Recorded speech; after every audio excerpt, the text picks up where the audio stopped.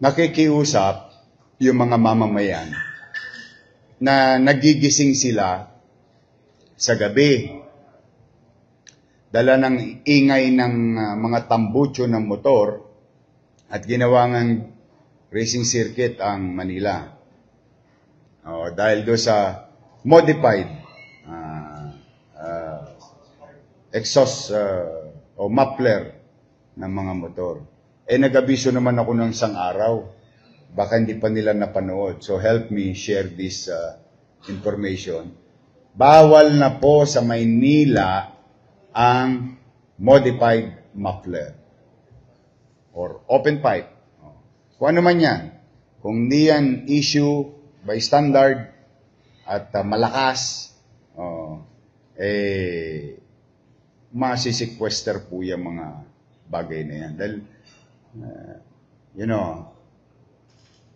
karapatan din ng tao ng pangkalahatan sa hating gabi, mahimbing siyang matulog. Galing na nga sa trabaho, puyat, pagod, nabasa ng ulan, nabaha, sakit na ng traffic pa, matutulog na lang, na gigising pa natin, na didisturbo pa natin. So, ang punto namin bilang gobyerno, again, wag na ninyong gawin yan.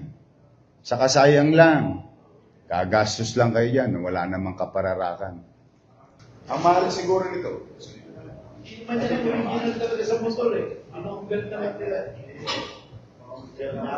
No, magkato. 2.5.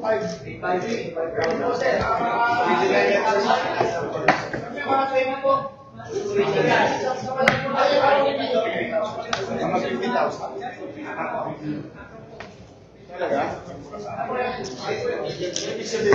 Mas mahal pa sa motor. Ikaw yung motor, stako rin. So, 50, tapos 50 rin to. Nakalagay ko sa mukhang big bike. Pero 360 lang siya.